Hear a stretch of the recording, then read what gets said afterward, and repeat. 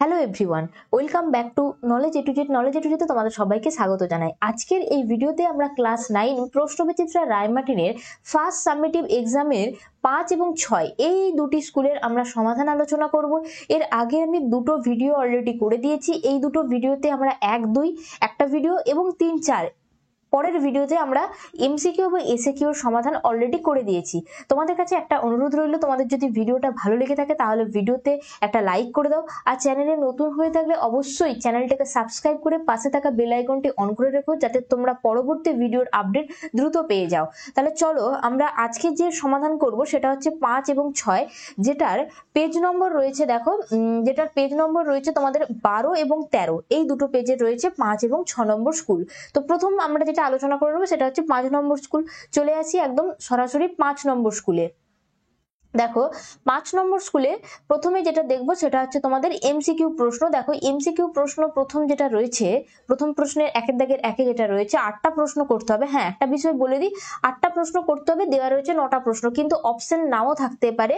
এটা কিন্তু তোমাদেরকে একটু মাথায় রাখতে হবে। সমস্ত স্কুলে কিন্তু অপশন দেয় না যে আর 10টার মধ্যে 8টা করতে হবে, এরকম কিন্তু বলে না।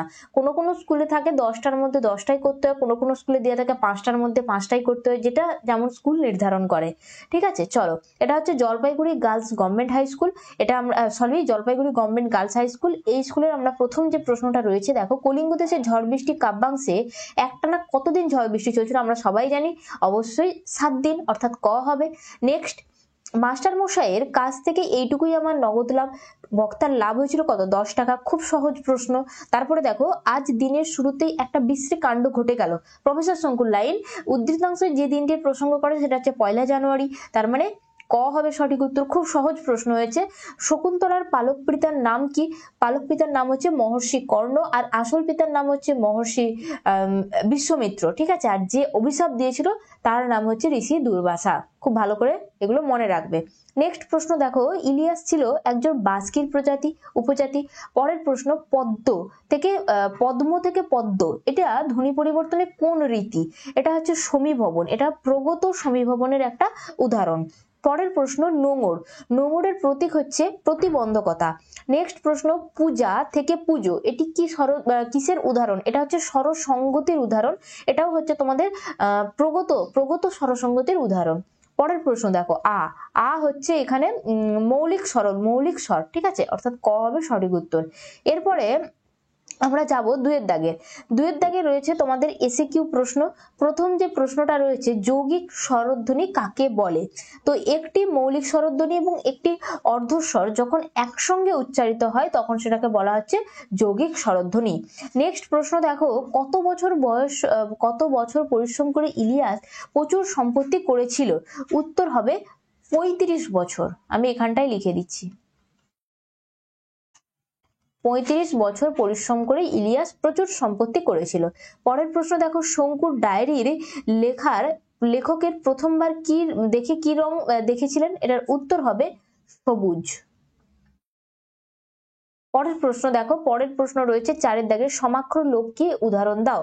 তো কোন শব্দের মধ্য দিয়ে পাশাপাশি অবস্থিত দুটি সমধ্বনির একটি যখন লুপ্ত পেয়ে যায় তখন সেটাকে বলা হচ্ছে সমাক্ষর লোপ। যেমন বড় দাদা আমরা কি বলি? বড়দা। ছোট দাদা আমরা কি বলি? ছোটদা। বড় দিদি কি বলি? বড়দি। ঠিক আছে, এগুলো হচ্ছে সমাক্ষর লোপের উদাহরণ। এরপরে চলো পরের পেজে যাই। পরের পেজে দেখো, প্রথম যেটা রয়েছে, প্রজা দিল রড। এই রড শব্দের অর্থ কি? রড শব্দের অর্থ হচ্ছে দৌড়ানো বা ছুটে পালানো। ঠিক আছে, আমি এখানে লিখলাম দৌড়ানো। নেক্সট, শকুন্তলা কে? শকুন্তলা হলো বিশ্বমিত্রা এবং মেনকার কন্যা হচ্ছে শকুন্তলা। আরো আমি একটু জানিয়ে রাখার জন্য লিখেছি, মেনকা তাকে বনে ফেলে রেখে চলে যায়, কাকে? শকুন্তলাকে।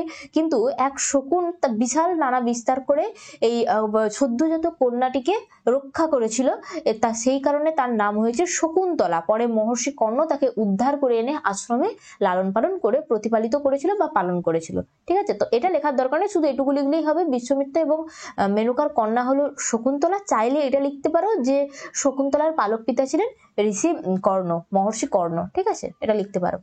নেক্সট, মাস্টার মশাইয়ের মতে স্বর্গের দরজায় কি লেখা আছে? মাস্টার মশাইয়ের কথা অনুযায়ী প্লেটোর দোরগোড়ায় লেখা রয়েছে, যে অঙ্ক জানে না তার সেখানে প্রবেশ নিষেধ। ঠিক আছে, চলো এরপরে আমরা দেখে নেব পরবর্তী স্কুল 6 নম্বর যে স্কুলটি রয়েছে।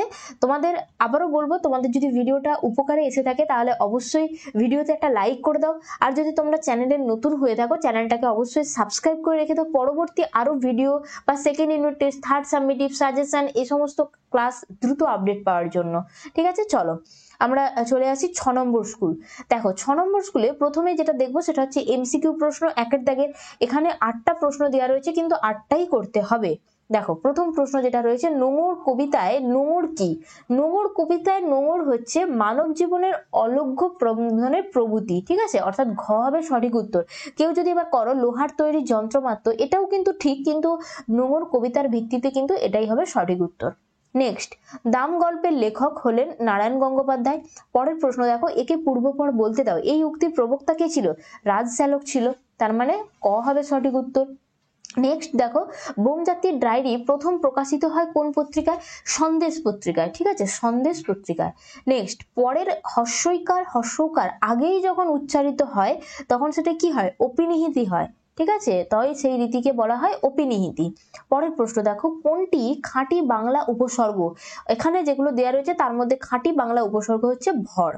পরের প্রশ্ন দেখো, ত থ দ ধ দন্তের ন, এগুলো কি? ত থ, দেখো সবগুলো কিন্তু জিভটা কোথায় ঠেকছে? দাঁতে ঠেকছে, তার মানে এগুলো হচ্ছে দন্ত বর্গ। ঠিক আছে, দন্ত বর্ণ, তার মানে ত বর্গের উদাহরণগুলো হচ্ছে তোমাদের দন্ত বর্ণ। ঠিক আছে, নেক্সট, প্রকৃতি। প্রকৃতি বলতে কি বোঝায়? প্রকৃতি বলতে বোঝায় শব্দ ও ধাতুর মূল, তার মানে ঘ, দুটোই হবে সঠিক উত্তর। নেক্সট দেখবো দুইয়ের দাগে রয়েছে তোমাদের এসএকিউ। দেখো প্রথম প্রশ্ন, চিকুর শব্দের অর্থ কি? চিকুর শব্দের অর্থ হচ্ছে বিদ্যুৎ। ঠিক আছে, পরের প্রশ্ন দেখো, ওর তো মোর বাড়ি দরকার নেই, কার কেন মরে যাবার দরকার নেই? কারণ ইলিয়াসের বিষয় সম্পত্তি অনেক গুণ বেড়ে যাওয়ায় কিছুর অভাব ছিল না, সে কারণে বলা হয়েছে তাই ইলিয়াসের মারা যাবার কোনো দরকার নেই। পরের প্রশ্ন, একেই বলে দিনে ডাকাতি, কোন ঘটনাকে দিনে ডাকাতি বলা হয়েছে? প্রফেসর শঙ্কুর রকেট অবিনাশবাবুর মূলর ক্ষেতে পড়ে যাওয়ায় অবিনাশবাবু প্রফেসর শঙ্কুর কাছ থেকে 500 টাকা ক্ষতিপূরণ চেয়েছিলেন। ঠিক আছে, সেই কারণেই বলা হয়েছে একেই বলা হয় দিনে ডাকাতি। পরের প্রশ্ন দেখো, কৃৎপ্রত্যয় এবং তদ্ধিত প্রত্যয়ের মধ্যে একটি পার্থক্য। আমি এখানে লিখেছি কৃৎ প্রত্যন্ত শব্দ কৃদন্ত, আর অপরপক্ষে তদ্ধিত প্রত্যন্ত শব্দ তদ্ধিতান্ত। ঠিক আছে, নেক্সট দেখবো 2-5 বলেছে একটি বিদেশি উপসর্গের সাহায্যে শব্দ গঠন করে বাক্যে ব্যবহার করে লেখো। আচ্ছা, আমি এটা এখানে লিখলাম 2-5। ঠিক আছে, বিদেশি উপসর্গ অনেক কিছু আছে, হেড পণ্ডিত, হেড মাস্টার, অনেক কিছু। আমি তাহলে হেডমাস্টারটাই লিখে দিই। শব্দ তো করলাম, শব্দ তো গঠন করলাম, এবার বাক্যেও প্রয়োগ করতে হবে। বাক্যে কি? কারো একটা নাম লিখে দাও, তোমাদের স্কুলের হেড স্যারের নাম লিখে দাও। আমি লিখলাম সুকুমার বাবু আমাদের স্কুলের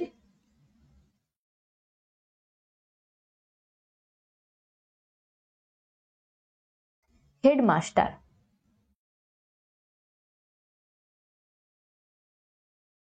নেক্সট, পরের প্রশ্ন দেখো, চ বর্গের অল্পপ্রাণ ঘোষধ্বনি কোনটি? এক্ষেত্রে উত্তর হবে, আমি এখানটাতে লিখে দিই 2-6 উত্তর হবে চ বর্গের অল্পপ্রাণ ঘোষধ্বনি। চ ছ বর্গের জ হবে এখানে ঘোষধ্বনি। ঠিক আছে, অল্পপ্রাণ ঘোষধ্বনি।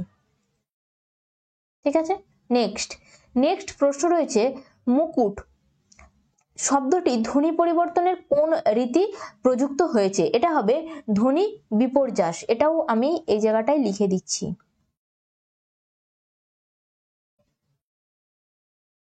ধ্বনি বিপর্যাস।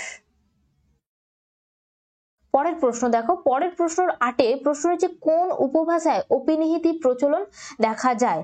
উত্তর হবে 2-8টা বঙ্গালী উপভাষায় অপিনিহিতির প্রচলন দেখা যায়।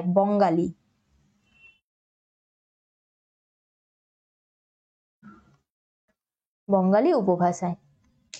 টোটাল 8টা প্রশ্ন ছিল তোমাদের 6 নম্বর স্কুলে, তো সমাধান করে দিলাম। তোমাদের ভিডিওটা এখানেই শেষ করছি। যদি তোমাদের ভিডিওটা ভালো লেগে থাকে তাহলে অবশ্যই লাইক করে দাও। দেখা হচ্ছে পরের ভিডিওতে বাকি স্কুলের সমাধানের ক্লাস নিয়ে।